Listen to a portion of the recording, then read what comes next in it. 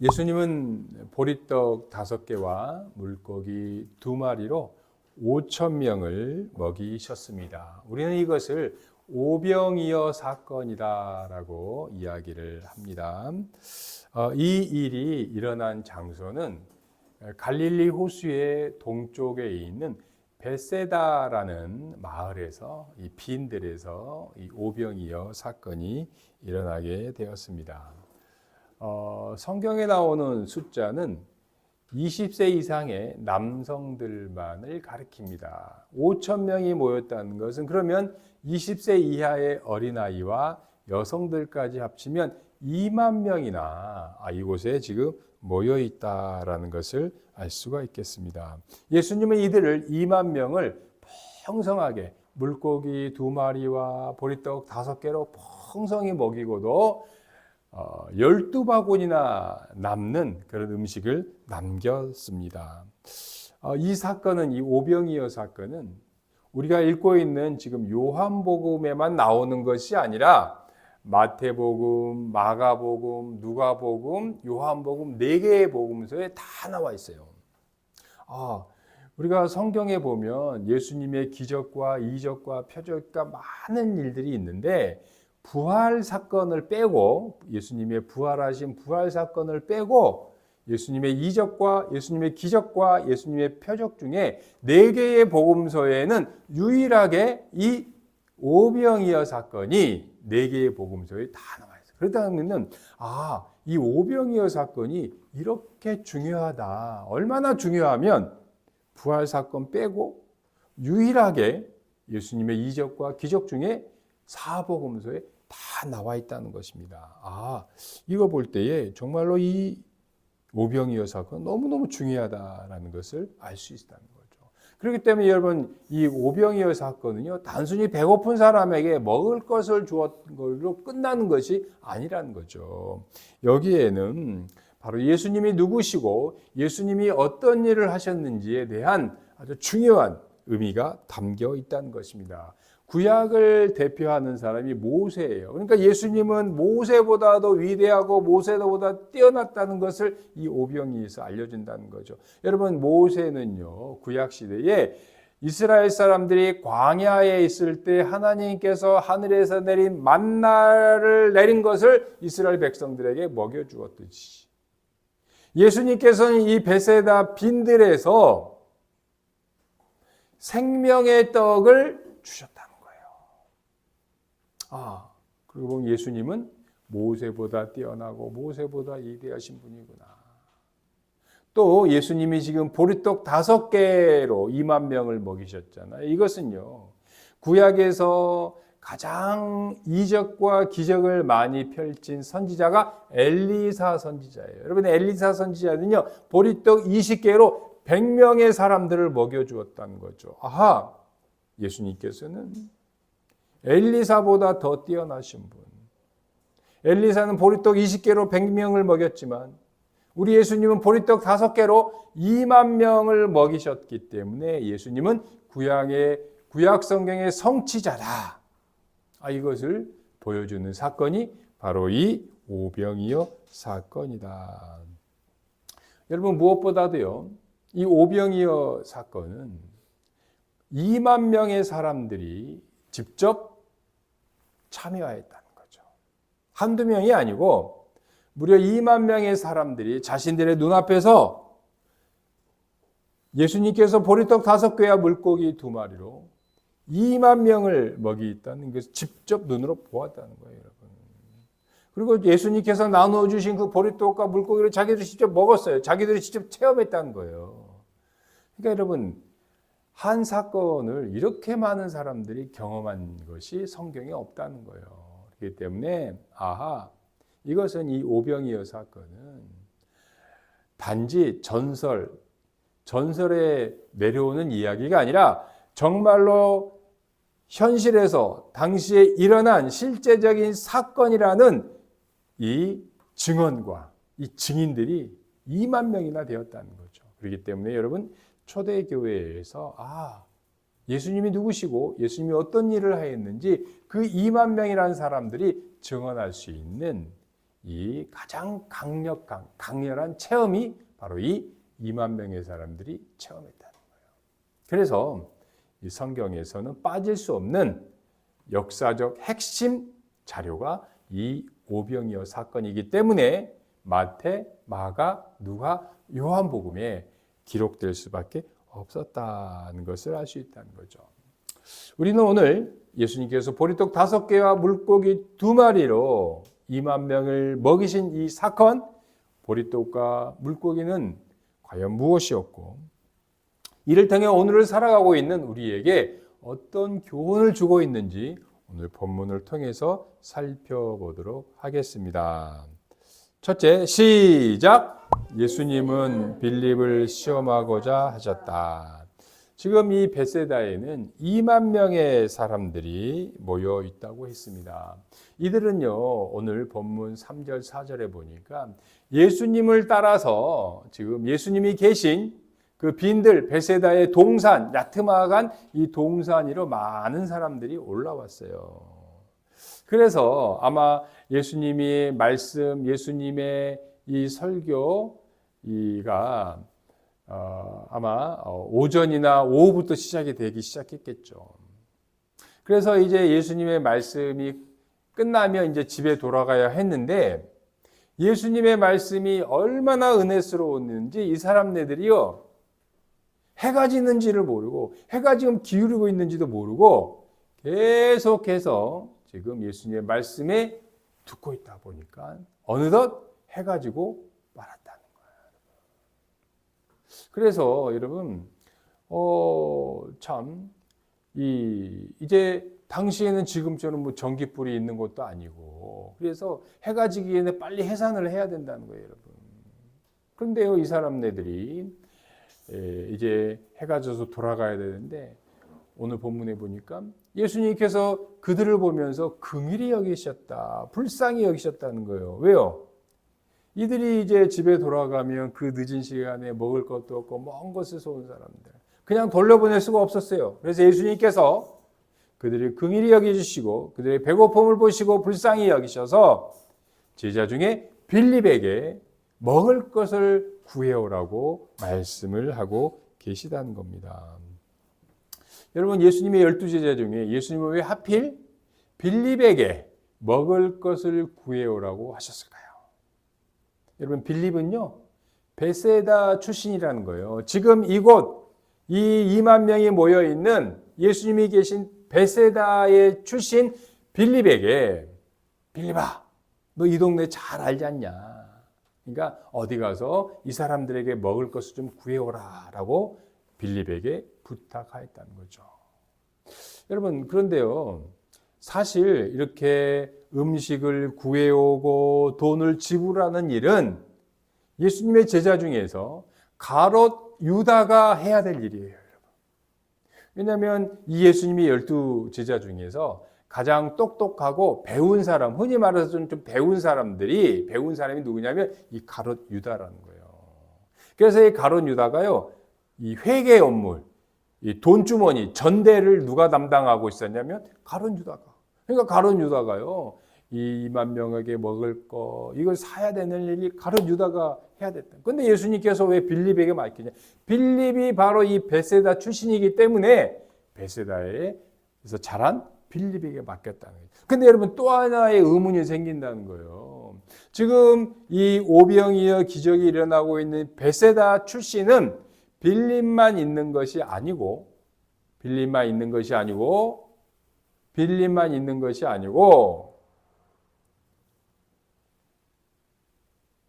베드로와 안드레 또한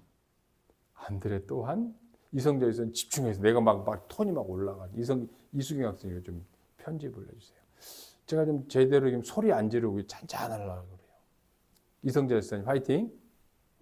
네. 이 벳세다 출신은 베드로와 그의 형제 안드레도 이 벳세다 출신이라는 거죠. 그러면 예수님께서 수제자였던 베드로에게 물어보지도 않고 왜 빌립에게 먼저 물어보셨을까? 그에 대한 대답이 오늘 본문 6절에 나온다면 6절 시작. 이렇게 말씀하시면 친히 어떻게 하실지를 아시고 빌립을 시험하고자 하십니다. 예. 여러분 예수님께서 빌립을 시험하고자 빌립에게 먼저 물어보았다는 거죠. 여러분 이 예수님께서 이 빌립을 왜 시험을 하셨을까요?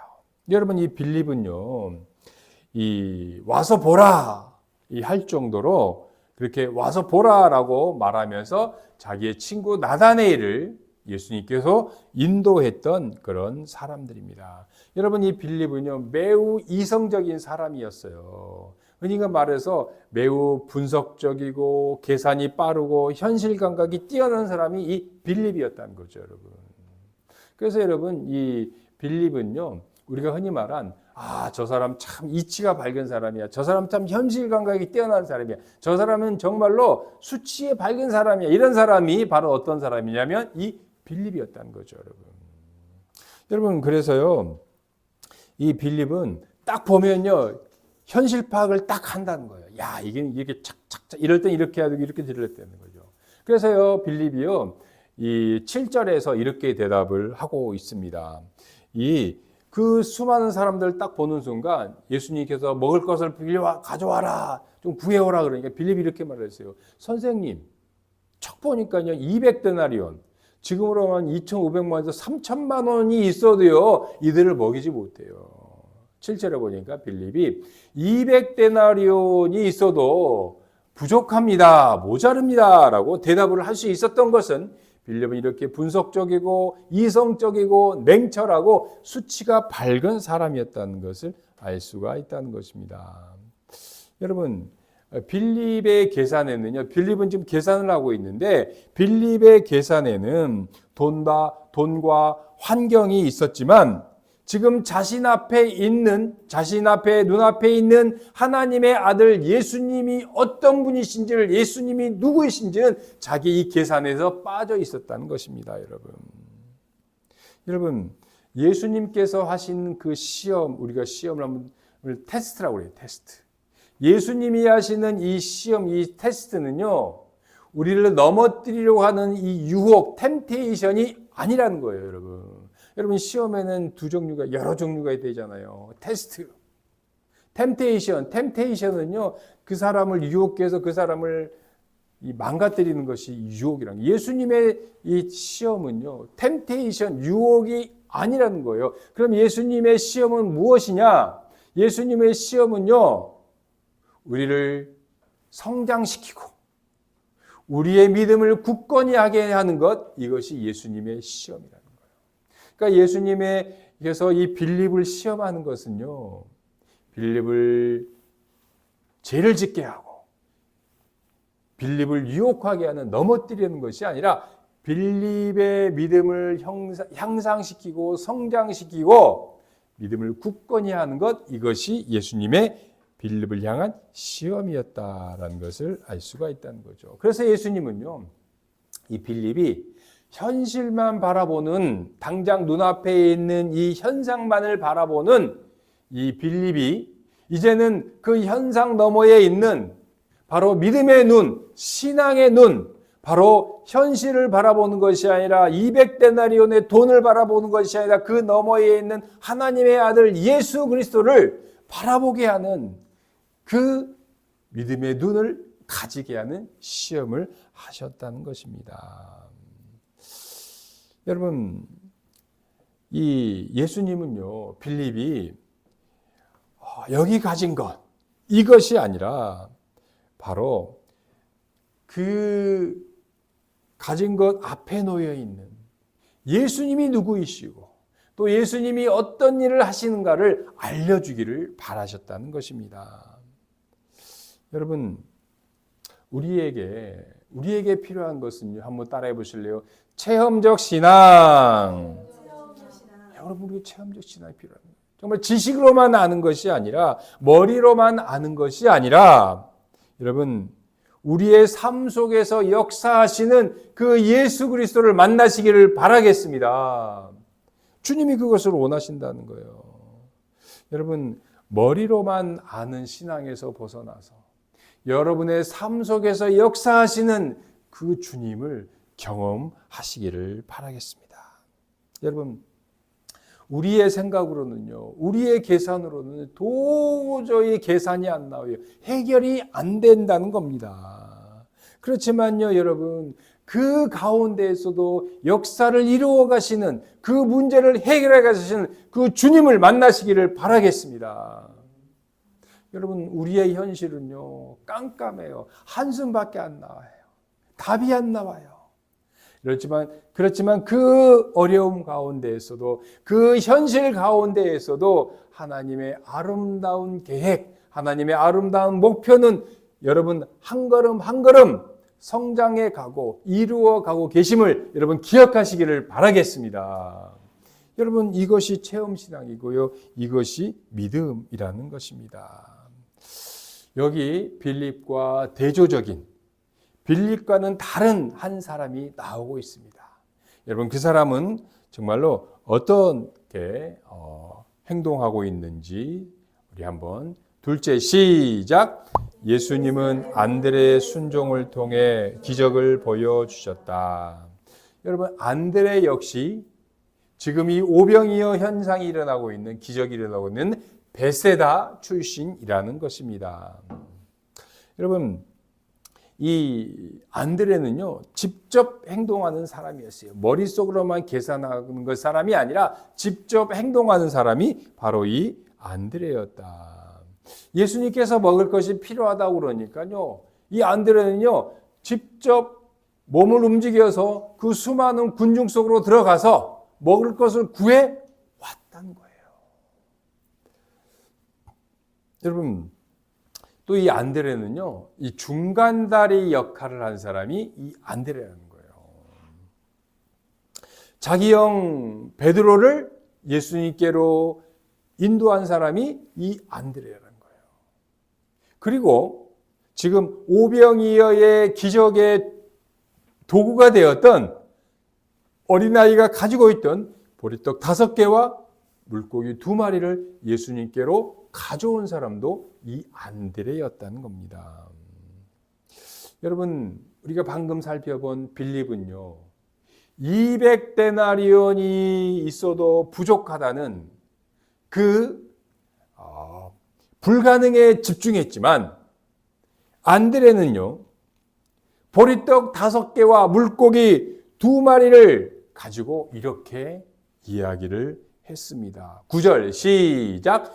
여기 한 아이가 있어 보리떡 5개와 물고기 2마리를 가지고 있나이다. 그러나 그것이 이 많은 사람에게 어떻게 되겠습니까? 여러분, 부족함에도 불구하고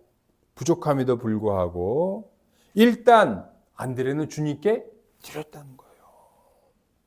안드레 역시 이 물고기 2마리야 보리떡 5개라고 가지고 이 2만 명을 도저히 먹일 수 없다는 것을 안드레도 잘 안다는 거예요. 자기도 상식적으로 이거는 안 된다는 걸, 충분하지 않다는 걸 알 수 있는 거예요. 여러분, 이 또 해필이면 이것이 쌀떡이 아니라 무슨 떡이라고요? 보리떡이라는 거예요. 보리떡. 여러분, 이 보리라는 거는요, 이 동양이나 서양이나 한국이나 이스라엘이나 마찬가지로 가장 하찮은 음식이 이 보리예요. 보리떡. 여러분, 우리나라는 이 보리떡이라고 그러지 않고 보리와 떡 사이에 뭘 넣습니까, 여러분? 게를 넣잖아요, 게를. 왜 넣어요, 보리개떡. 그냥 보리떡 하면 되는데 왜 게를 넣어요? 그 정도로 하찮다는 거예요. 그 정도로 하찮아서 보리개떡이라고 하는 거예요. 이 이스라엘도 마찬가지라는 거죠. 그러니까 보리개떡은요, 가장 하층민들이 먹는 가장 하찮은. 그 물고기는 뭐냐? 지금 우리 생선 귀한데 아니요. 여러분, 지금 여기가 어디라고요? 베세다라는 거예요. 베세다. 베트, 집, 세다, 어부들의 집, 어촌이라는 거예요. 그러니까요, 여러분, 어촌 중에서도 물고기가 가장 많이 잡히는, 그러니까요, 이 물고기는요, 여기서 말하는 이 소년이 가지고 있는 물고기는 가장 흔한 물고기라는 거예요. 그러니까 이 보리떡 5개와 물고기 2마리는 정말 가장 하찮은 흔한 거였다는 거예요. 그런데 여러분, 이 안드레는요, 이 물고기 2마리와 보리떡 5개를 가지고 이 하찮은 것을 가지고 자기가 계산을 두드리는 것이 아니라 이 하찮은 작은 것을 우리 주님께 드렸다는 거예요. 여러분, 아무리 보잘것없는 것이라도 주님께 드릴 때, 주님의 손에 붙들 때 그것이 세상을 변화시키는 기적의 도구가 됨을 기억하시기를 바라겠습니다. 여러분, 예수님은요, 우리에게 완벽한 계산기를, 우리에게 완벽한 치밀한 견적서를 원하는 것이 아니라 부족하더라도 일단 그것을 주님께 내어드리기를 바라신다는 겁니다. 우리가 볼 때 이거 하찮은 거 아니요. 주님께서는 그것을 드리기를 원하신다는 거예요. 여러분, 오늘은요 3월 1일 3.1절입니다. 107주년을 맞이하는 3.1절 기념주일이라는 거예요. 여러분, 107년 전에 1919년도에 이 땅 대한민국은 어떤 땅이었습니까? 일본 군인들이요, 무단 통치, 식민지였어요. 예배를 드릴 수가 없어요. 예배를 드려야 되는데 먼저 동쪽 동경에 있는 일본 천황을 위해서, 여호와 하나님이 아니라 먼저 일본 천황을 향해 절을 하고 예배를 드렸다는 거예요. 식민지. 총과 칼로 저 뒤에 순사들이요, 목사가 혹시 출애굽기, 해방, 이사야, 메시아가 온다 이런 얘기할까 봐 총칼을 들고 기다려. 목사 너 그런 소리 하면 너 당장 끌어갈 거야. 그렇게 예배를 드렸다니까요. 여러분. 무단 통치, 일본의 군인들이요, 조선 총독부에서 우리 조상들이, 우리 선조들이 학교에서 일본어를 배웠다는 거예요. 한글을 아니라. 우리 백성들이 할 수 있는 건 아무것도 없었어요.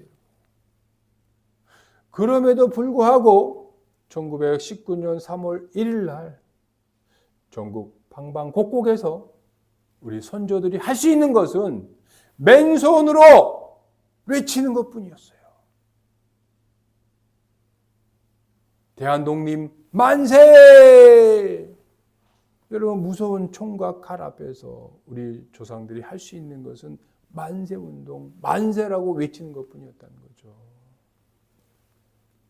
그런데요, 이 만세운동이요, 그 무서운 일본의 총과 칼을, 무단 통치를 끝내고, 비록 기만적이었지만 문화 정치를 할 수 있었다는 거예요.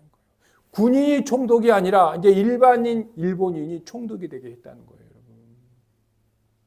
여러분, 힘없는 아녀자들이, 힘없는 학생들이 만세운동을, 맨손으로 만세운동을 외치자 지식인들이 움직이고, 이제 중국의 상해 임시정부가 태동이 될 수 있었고요. 미국과 전 세계에 있는 우리 동포들이요, 이제 본격적인 해외 독립운동을 시작하게 되었다는 겁니다. 이 동방의 조그만 이 사람들이 만세운동을 펼치니까 이 힘을 얻어가지고 몇 달 후에 중국에서 5.4 만세운동을 중국 사람들이 힘을 얻어서, 또 인도에서는 비폭력 평화운동을, 이 만세운동이 일으켰게 되었다는 거예요. 여러분, 이 어린 학생들, 아녀자들, 힘없는 사람들의 이 맨손으로 만세운동이 이렇게 큰 역사의 줄기를 바꿔 놓았다는 겁니다. 여러분, 하나님은 우리에게요, 많은 것을 원치 않아요. 큰 걸 원치 않아요. 우리가 할 수 있는 그것을 하나님께 내어드리기를 원하신다는 것입니다. 셋째, 시작. 예수님은 우리의 은사를 기꺼이 받으신다. 여러분, 하나님은요, 우리의 작은 것이라도 기쁘게 받으신다는 거예요. 여러분, 예수님은요, 결코 능력이 부족해서, 능력이 없어서 우리의 도움을 바라시는 분이 아니시라는 거예요. 그럼에도 불구하고 전능하신 예수님께서, 전능하신 하나님께서 굳이 우리의 작은 도움을 필요로 하시는 이유가 있다는 것입니다. 그것은요, 여러분, 어떤 일을 하는 데 있어서 효율성을 위해서, 효과적으로 하기 위해서가 아니라 바로 우리와의 인격적인 관계를 위해서 우리의 도움을 필요로 하신다는 것입니다. 예수님은 어떤 목표를 달성하기 위하여 어떤 효과적으로 일하시기보다는요, 그 일을 통해 우리와의 인격적인 관계를 원하십니다. 여러분, 우리가 성장하기를 바라신다는 거예요. 우리의 믿음이 더욱 굳건해지기 원해서 우리를 도움을 요청하신다는 것입니다. 여러분, 부모가요, 이 자녀들에게 집안일을 시킬 때가 있어요, 여러분, 부모가요, 자녀들의 노동력을 탈취하고 자녀들을 괴롭히기 위해서 집안일을 시키는 것이 아니라는 거예요. 여러분, 아이들한테 뭐 일 시키면은요, 사실은요, 아이들이 도와주는 것이 아이 오히려 뭐 방해될 때가 있어요. 그냥 부모가 아이 내비둬도 내가 할 수 있어. 내가 할게. 편하다는 거예요. 그냥 아이들한테 시키는 것보다 부모가 하는 것이 더 편하다는 거예요. 그럼에도 불구하고 부모가 아이들한테 집안일을 시키는 이유가 있다는 거예요. 왜 그렇습니까? 너도 우리 집안의 한 일원이고 네가 네 방을 정리정돈함으로써 네가 성숙된 사람이 되기를 바라서 집안일을 시킨다는 것입니다. 여러분, 하나님께서요, 우리 예수님께서 이 오병이어 기적에서 굳이 제자들의 도움과 그 어린아이의 그 도시락을 빌리신 이유가 여기에 있다는 것입니다. 여러분, 이 제자들이 더 이상 관찰자가 아니라 이제는 동역자가 되기를 바라신다는 거예요. 여러분, 예수님은요, 예수님이 행하시는 그 기적과 이적과 그 표적에 단지 제자들이, 거기에 있는 사람들이 그냥 관계 구경꾼으로서 박수치는 것으로 끝나는 것이 아니라 이쪽으로 와라. 나와 함께 이 일을 하자. 너는 더 이상 구경꾼이 아니라, 너는 관객이 아니라 나의 동역자다. 나와 함께 일하자. 우리를 동역자의 수준으로 대우해 주고 계시다는 것입니다. 여러분, 예수님은요, 어떤 기적과 이적을 베푸실 때 강제적으로 하시는 분이 아니라는 거예요. 우리에게 다가와서 우리의 마음을 열게 하시고 우리를 이해시키시고 우리를 인격자로서, 협력자로서, 동역자로서 그 기적과 이적을 함께 행하시는 분이 바로 이 예수님이시라는 것입니다. 그래서 여러분, 안드레는요, 떡을 구하기 위하여 마을 사람들 속으로, 군중 속으로 들어갔고, 아이는 자기의 그 도시락을 예수님께 순전하게 내어줄 수가 있었다는 것입니다. 여러분, 여기에 참여한 안드레와 이 소년과 그의 가족들은요, 정말로 함께 참여하는 이 기쁨을 누릴 수가 있게 되었다는 거죠. 여러분, 우리가 어떤 일에 직접 참여할 때는요, 그것은 그냥 남의 일이 아니라, 남의 기적이 아니라 바로 내가 직접 체험하는 기쁨이요, 은혜요, 바로 참다운 기적을 내가 몸소 참여하게 된다는 것입니다. 그래서 여러분, 단지 옆에서 구경하는 것이 아니라 바로 내가 옆에서 구경하는 것과 내가 직접 참여하는 것은 차원이 다르기 때문입니다. 여러분, 한 어린아이, 소년의 이 보리떡 5개와 물고기 2마리가 들려 있을 때에는 한 가족의, 한 사람의 한 끼의 식사에 불과했지만 그것이 주님의 손이 붙들려 있을 때에는, 그것을 주님께 드렸을 때에는 주님께서 축사하시고 수만 명을 먹이는 양식이, 생명의 양식이 되었다는 것입니다, 여러분. 여러분, 하나님은요, 우리 모두에게, 저와 여러분에게 은사를 주셨어요. 하나님이 주신 그 은사를요, 여러분이 붙잡고 있고 여러분 자신만을 위해 사용할 때는 보리떡과 같이 하찮고 작을 수가 있다는 거예요. 그런데 여러분의 그 은사를요, 우리 주님을 위해 사용한다면, 주님께 내어드린다면 세상을 바꾸는 기적의 도구가 됨을 기억하시기를 바라겠습니다. 여러분, 그렇습니다, 여러분. 지금 여러분의 삶이 어떤지 한번 되돌아보십시오. 저는요, 제 삶을 되돌아보기 싫어요. 남들은 잘 살고 있는데요. 나는 왜 이런지 모르겠어요. 저는 좀 실패한 것 같아요. 막막해요. 이런 사람들이 그렇게 생각할 수가 있다는 거예요. 그러나 여러분, 기억하시기를 바라겠습니다. 여러분이 지금 살고 있는 그 여러분의 삶, 그것은요, 결코 하찮은, 남들이 볼 때 무의미한 삶이 아니라는 거예요. 왜 그렇습니까? 저와 여러분은 우리의 삶을 내가 살아가는 것이 아니라 우리 인생의 주인이 되신 우리 예수님께 우리의 인생을 맡겼기 때문입니다. 여러분, 맞아요. 내가 내 자신을 보면요, 나는 보리떡처럼 하찮고 정말로 무의미한 인생이에요.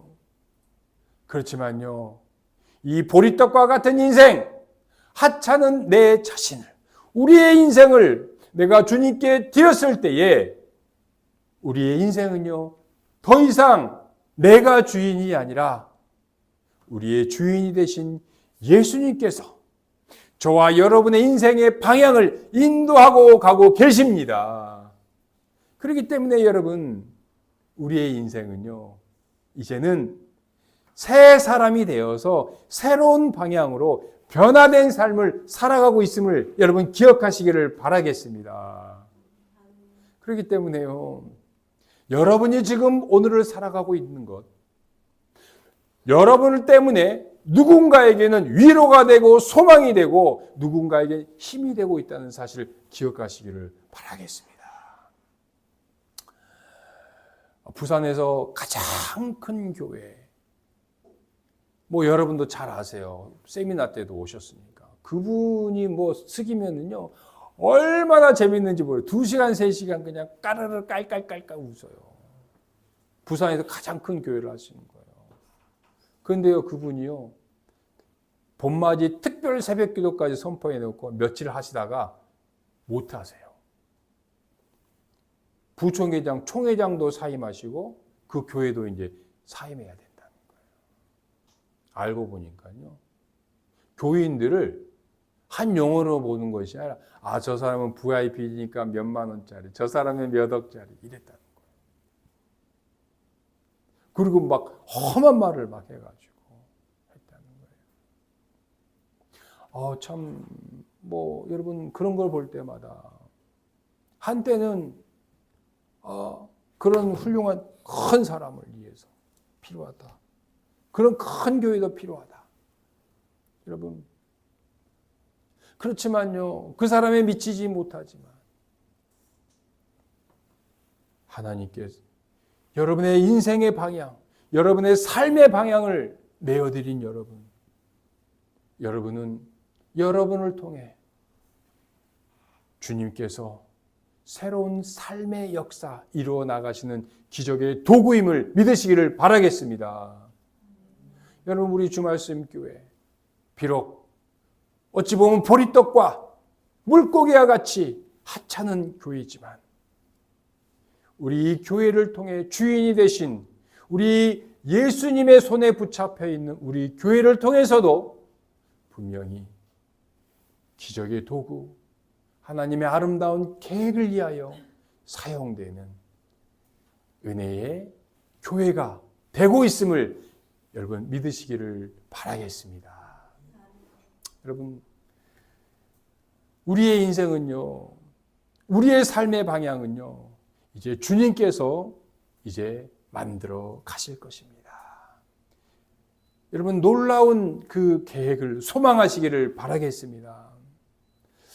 이제 3월이 시작이 되었습니다.